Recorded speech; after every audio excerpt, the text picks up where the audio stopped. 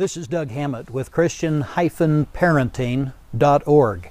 I want to welcome you here to our vlog number 10, this one is, as we think about parenting advice from Moses' parents. There's not a whole lot said in the Bible, but there is one truth that's there that stands out above all other, and let me just tell you, it's an incredibly important truth for you as a parent, and I want to share that with you in just a moment. Before we get there, though, could I just say a couple of words? First of all, I would like for you to share this video, if you would, with others. We've been doing this, as most of them, as a Google Hangout on Air, which allows it to be able to get some extra exposure. However, the last several days, you've probably noticed I haven't published a new vlog for a little bit. We've been having some real difficulties with Google and their Hangout on Air, and they're in the middle of saying that they're trying to fix it. I hope they get to it soon.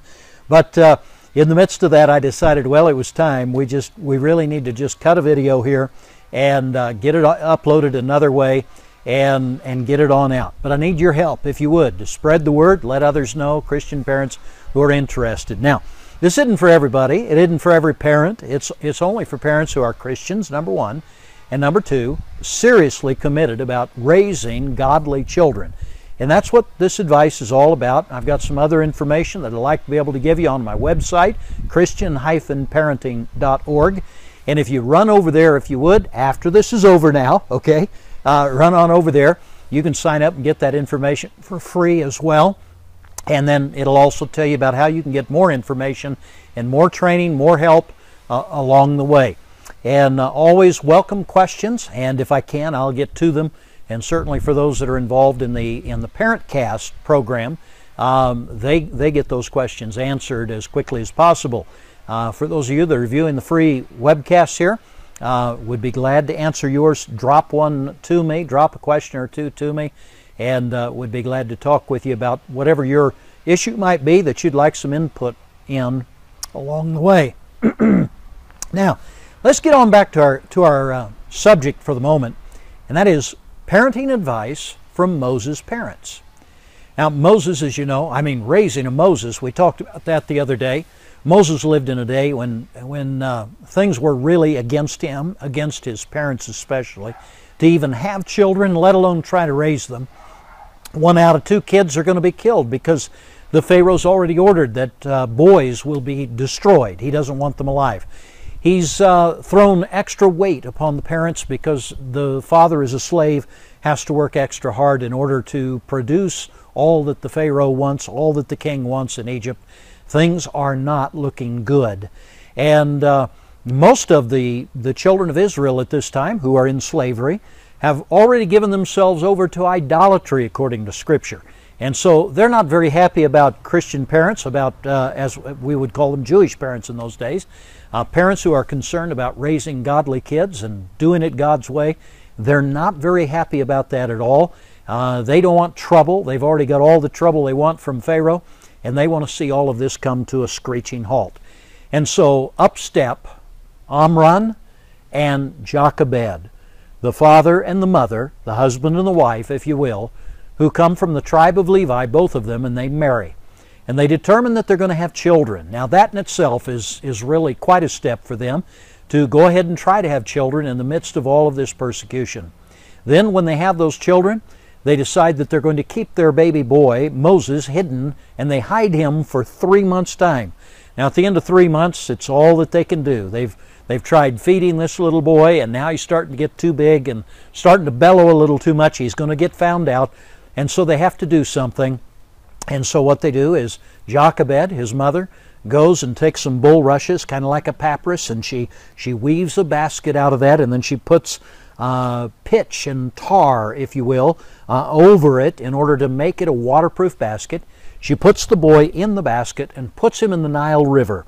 Now, she doesn't intend to drown him. She puts him there with the intent that he's going to live. She knows exactly where Pharaoh's sister comes in order to bathe herself, and so she puts him there in the bulrushes, and then she stations the older sister Miriam right down the river to kind of keep an eye out for when the princess comes to bathe.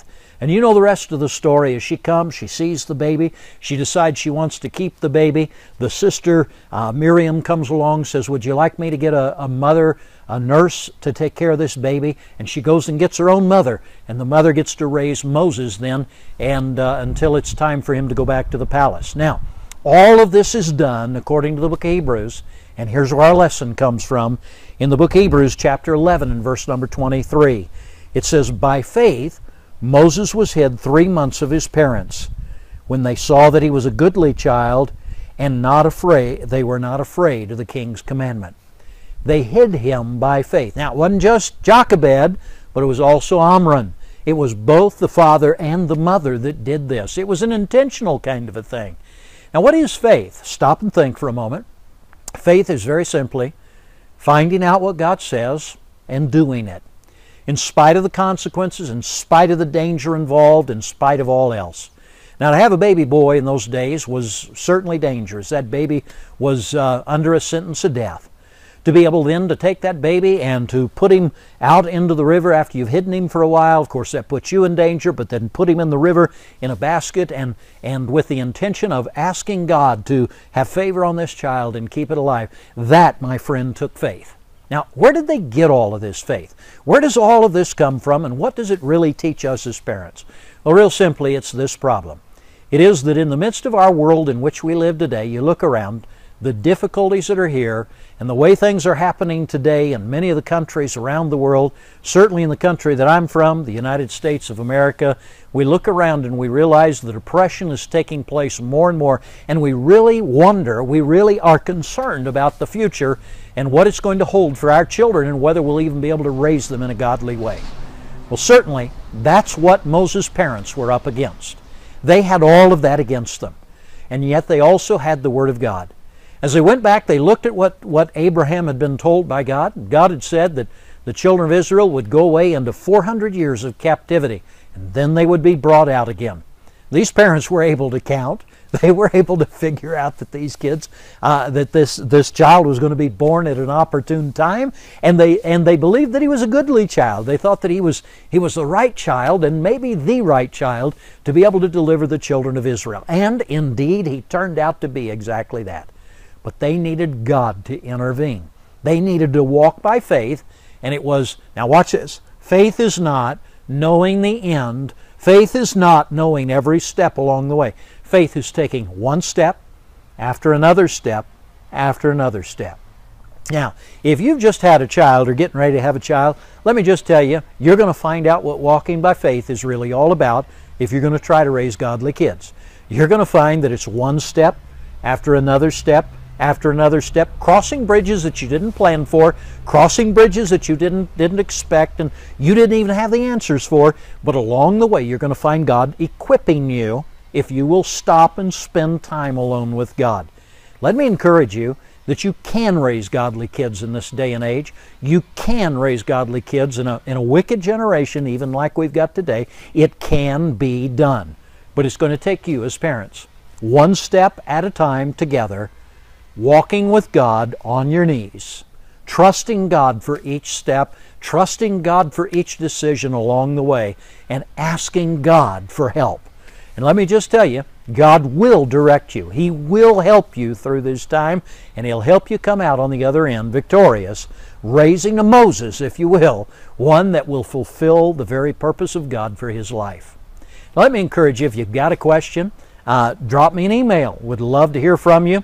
If you've gotten any help out of this at all, encouraged at all by this, could I encourage you to share this video with others and invite other Christian parents to be able to watch these and subscribe to my blog over there. They can go over there and get on our list and get some free help. There's a couple of free offers, I believe, over there right now, and depending on when you happen to view this, there'll be some new offers as we come along, other materials that'll be free as well. And so let me invite you to just run over there, Christian-parenting.org.